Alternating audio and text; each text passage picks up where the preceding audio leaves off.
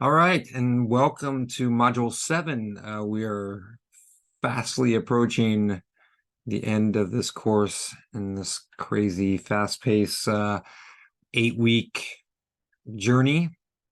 So super excited to talk about this work with you guys this week. I will say that this is kind of my area of passion and expertise when we think about the service delivery systems and approaches that we provide, um, not only on an individual student level, but also thinking about it from a school-wide and even district-wide system of support. And that's what we're going to talk a little bit about this week. We talked about this in week 5 when we thought about mental health and educational supports, and how do we take these two different big systems and mesh them together in this interconnected way. I think that is something that continues to be a goal. Thinking about that. And then in week 6, we talked not only about assessment and screening, but thinking about the people involved when we think about supporting students with behavioral needs. So we heard from George Tillman, who is a school psychologist. We also know that we have school counselors and school social workers, as well as outside providers, who are all kind of players in this area of supporting kids with emotional disturbances.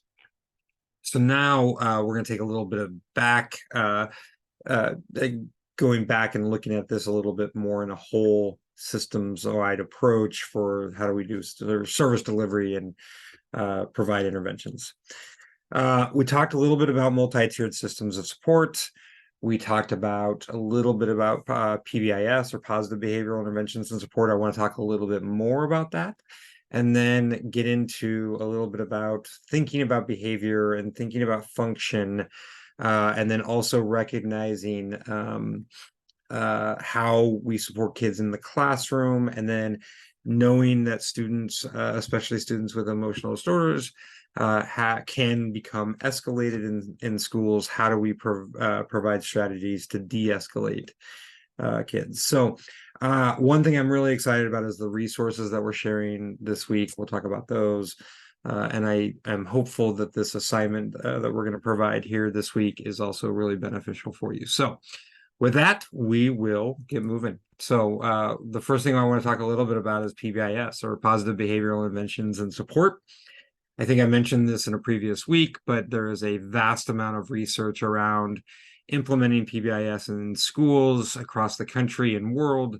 I think somewhere in around the vicinity of 30,000 schools implement PBIS.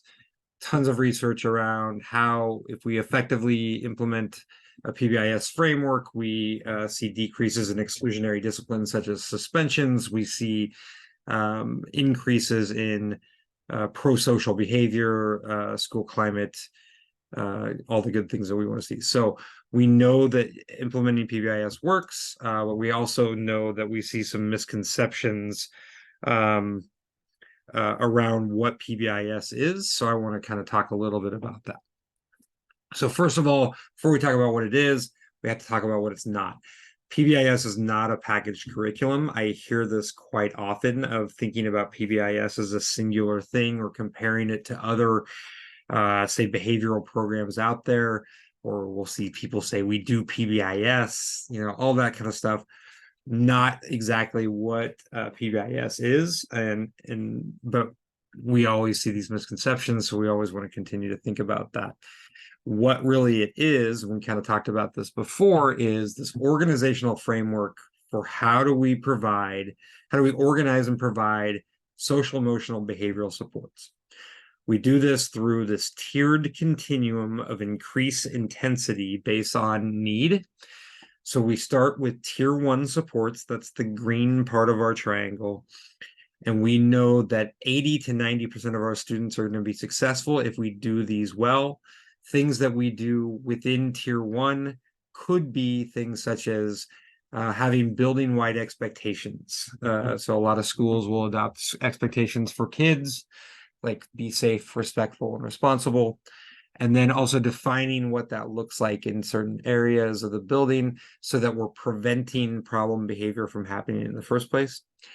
Another thing, example of a tier 1 support that all kids get could be like a school-wide reinforcement system to increase the likelihood that we'll see positive behavior that we want happen again. Another one could be like consistent approaches by staff to when students struggle or have problem behavior. So maybe we defined classroom managed behavior versus office managed behavior. All of these are examples of tier 1 supports because everyone gets them. But we also know that we're going to have some students who struggle even with those supports in place. So then we add layers of intensity up. So the second kind of part of our triangle is tier 2 supports. This is usually for students who show that they are at risk for more intensive behavior. This is not necessarily individualized supports, but really more just like low level, but a little bit of extra support that kids might need. It might revolve around increasing positive contacts with adults. It might revolve around social skills instruction, pretty low intensity, but give them a little bit of extra dose of some things that we know work. And then we have the top part of our triangle, which is tier 3 supports. Notice it's a lot smaller because it's not that many interventions that we have, as well as not that many students receive the tier 3 supports. These are highly individualized and much more intense for students with high risk for intensive behavior. This could be such as things such as a behavior intervention plan, which we're going to talk about a little bit this week as well as next week. It could be some person-centered planning with community members. One thing to talk about with tier 3 is oftentimes we hear tier 3 equals special education. That is not accurate. What we want is that we want tier 3 supports available for both students receiving general education supports and special education supports. It's not we do all these things and then tier 3 equals special ed. So again, PBIS is how we organize the things that we do. It's not a singular thing in itself. We also need to remind ourselves that we layer on supports within an MTSS or PBIS framework.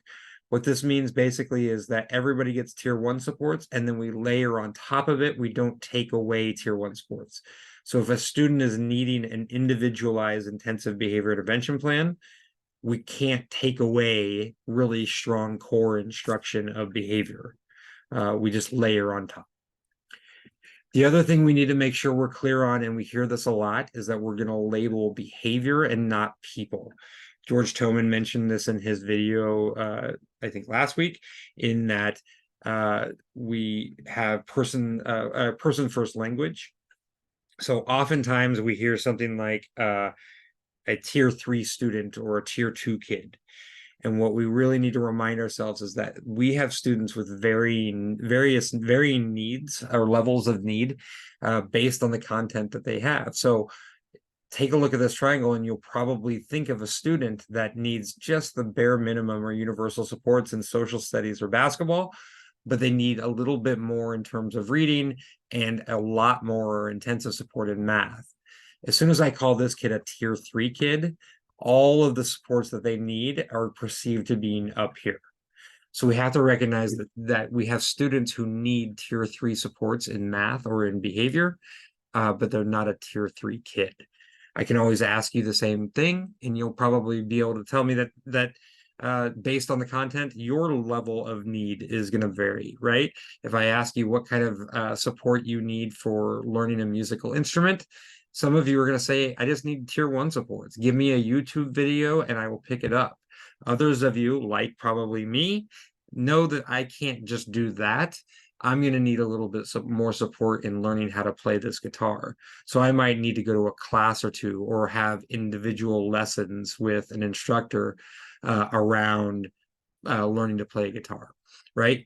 So again, we have varying needs, so we have to make sure we're using that language.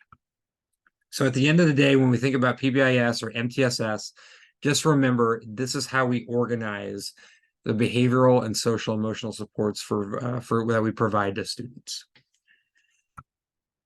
So that leads us to our assignment for this week. So basically what we're going to have you do is when we have schools who are implementing PBIS or MTSS, one of the things that we want them to do is identify what are the things that we do for kids, whether it's tier 1 supports, tier 2 supports, or tier 3 supports. So what you're going to do this week is you're going to create a student support map for the current work experience that you have. So I want to show you really quickly what that's going to look like. Sorry about that. If you click on this slide, it'll open up a blank student support map. You're going to file and you're going to make a copy of the entire presentation. I did that already. So now here's mine. And then basically what you're going to do is you're going to fill in these boxes for anything that you know. Here's what we do for all kids. Here's what we do for some kids. And here's what we do for a few kids.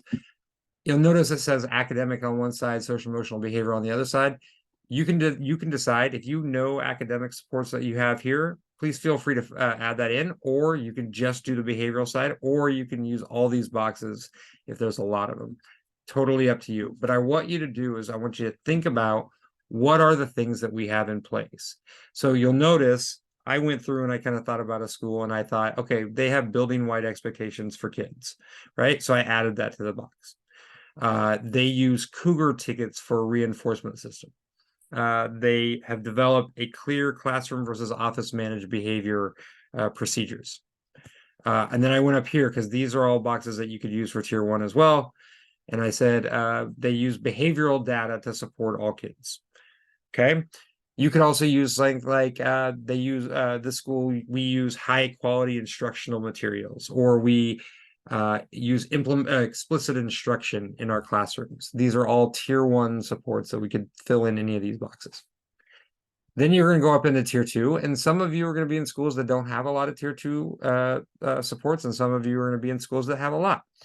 It varied in the schools that I work with, but these are all kind of boxes that you could use for tier 2. So I added things like they use check in, check out, or they have a lunch bunch group that's used to help kids make friends.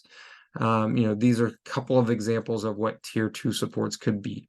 So again, do your best to fill out the boxes, but some of you might be in schools that you don't have as much, and that's totally okay. And then I went in and I looked at tier 3. This could be a behavior intervention plan. It could be outside therapy. The one thing I would, again, caution you, do not say special education, because that is not a tier 3 support. Okay. So that's going to be your assignment. You're going to submit it through the module. You'll make a copy, rename it with your name. And then the question I would pose, and you're going to use this in your reflection, is, was this hard? And if so, why was it hard? Is it hard because you're reflecting and you're realizing, wow, we don't have that much in place for all kids, for some kids, for few kids? Or is it that we do, but maybe the communication isn't as great and we're not sure of what that looks like in our buildings and so forth? So that's going to be part of our reflection as we get closer, or as we move on from that. So that's going to be assignment for their student support map. Do your best. I'm excited to see it. All right, so let's move back. Let's think about behavior again. A couple things to think about. This one I talk about all the time. It comes from Dr. Tim Lewis in the University of Missouri, but it's something that we have to continue to remind staff of, and that is that we can't make students learn or behave. When you think about it, we can't actually make them do anything, but what we can do is we can create environments that increases the likelihood that they will. So think about what are the things that we can do to create those environments to increase the likelihood kids are going to be successful. The other thing that we need to think about is behavior itself. There are some things that we know about behavior. We know that behavior is communication. Kids are communicating something, a need, a want, something that they want to get away from, anything like that. We know that behavior is learned. This is often something that kids are realizing. This type of behavior is something that's going to get me what I want. And they've learned that over the years, and it's become, this is what I do. And that makes it hard to kind of break that momentum. We also know that behavior is tied to the environment. So we've talked about like, what does school look like and how school can be hard, and can school possibly be a factor in emotional disturbances. We talked about it in week 4, I think, maybe week 5. So it's tied to environment. We also know that behavior can be shaped, and that's going to help us because that's our goal, right? It's our goal is to kind of decrease the momentum that kids are starting to have with these problem behaviors that they know work, and get them going, the momentum going the other way, and doing more positive, socially appropriate behaviors to get the same thing. And we can do that because we also know that behavior usually happens in patterns, and we can find data to kind of help us determine that pattern and really think about how do we shape behavior in the future. So it's learned behavior is going to serve a purpose, and hopefully what are all in agreement on is that behavior can be changed through an instructional approach. And that kind of takes us to this idea of thinking about function-based thinking. And this is both informal and formally. Informally, just thinking functionally is going to help us with our day-to-day supports of students. We can also use more of a formal functional behavior assessment that often is completed by a school psychologist to create a behavior intervention plan.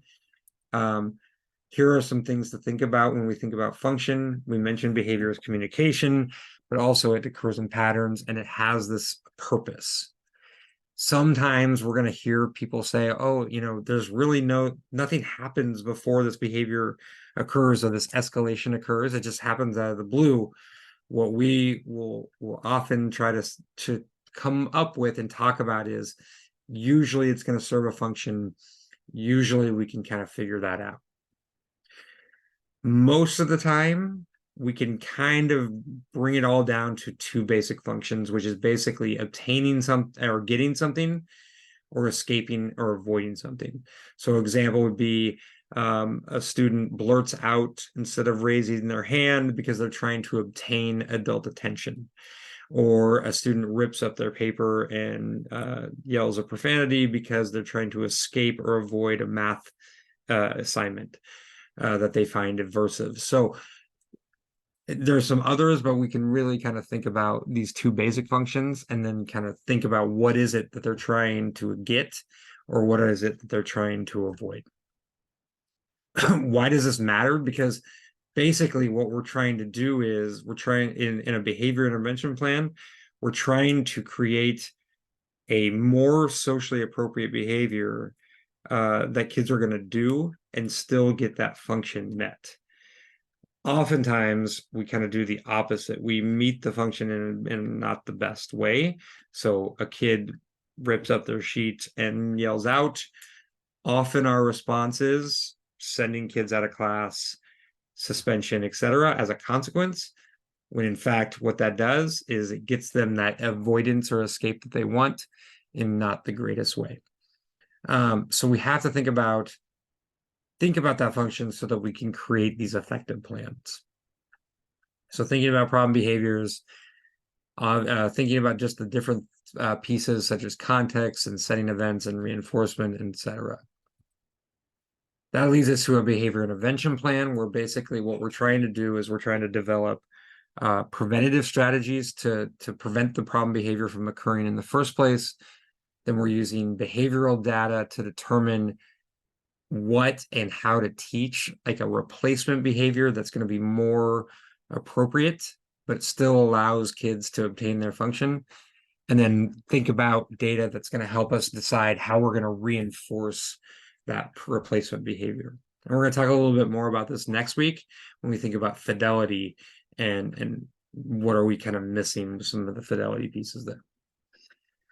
But out of the gate, one thing that we have to remind ourselves is if we want to try to reduce any type of problem behavior, we have to identify a different behavior that the student can do that we are okay with instead of that problem behavior. We're not going to be able to just go at this with stop doing that. We have to give them an alternative that's going to be something that's much better. what we know is as soon as we get all this stuff in place and we do really well, we still have students who escalate. And that's going to be a big challenge because we talked about this before is we see these big intense behaviors that are in our face and cause learning disruptions. Those are the behaviors that we notice. Remember when we were talking about internalizing and externalizing behaviors, we see the externalizing behaviors, we see kids escalated. So we have to think about what are some strategies to de-escalate problem behavior. So we start by thinking about de-escalation in that crisis cycle.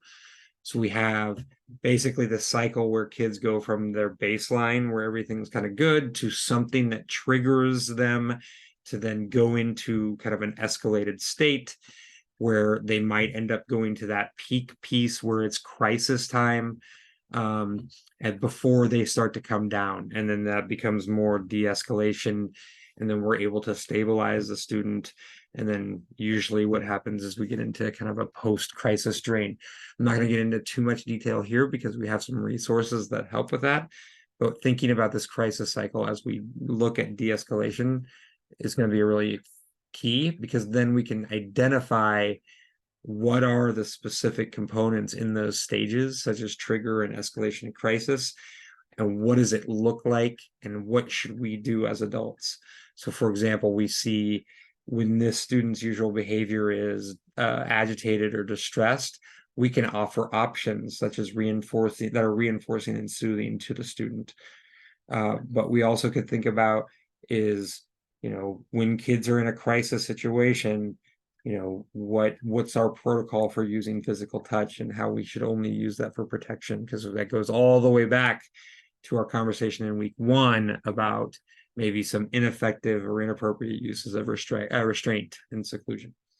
So really key to think about how do we de-escalate kids when they've hit that kind of crisis or escalation stage. And I love some of these resources that we have for this week. 2 podcasts. If you're a podcast person, I don't know, I am a little bit, a lot of car rides, or maybe when I'm working out. If you're a podcast person, I highly recommend this one, Expert Instruction by the folks at Teach by Design.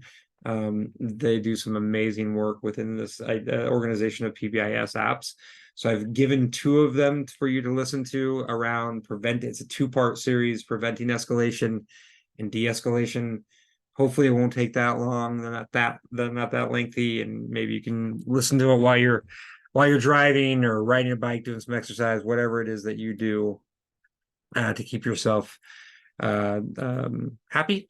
But yeah, take a listen to those. They really go into a lot of the escalation and de-escalation pieces that we just kind of talked about.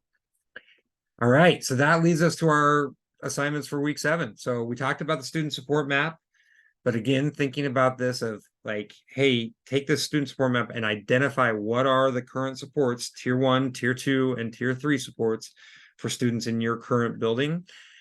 Do your best. If you're not sure, you can ask your colleagues, but also think about it in our reflection, which is going to be the other assignment for this week, which is just a quick 1-page of reflection. What was this process like? What are some of the strengths you found? What are the areas that might need improvement? What are some possible next steps that you could use to improve this overall system? And again, if this is something where you kind of weren't able to identify a lot of things, why do you think that is? So just add that to the reflection. But think about that, and that's going to be the second assignment. Your student support map you'll turn in, your reflection you'll turn in, and then we also have a discussion post. And again, this is going to focus around that de-escalation piece that you learned in the slides, and then also the podcasts and resources.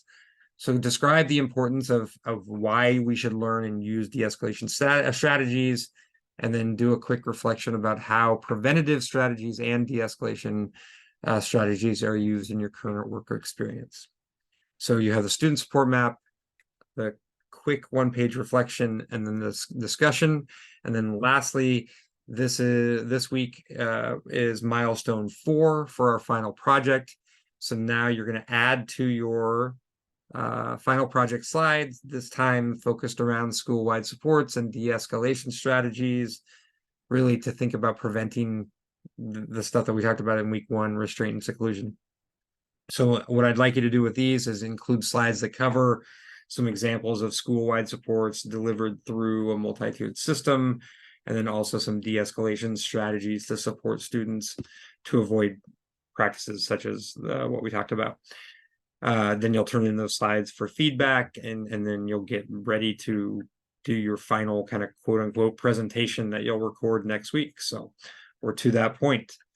As always, reach out if you have questions, let me know. But again, hopefully you'll have some good conversations this week and see some really good, or have some good, really good resources for you to consider. So thank you and have a great week.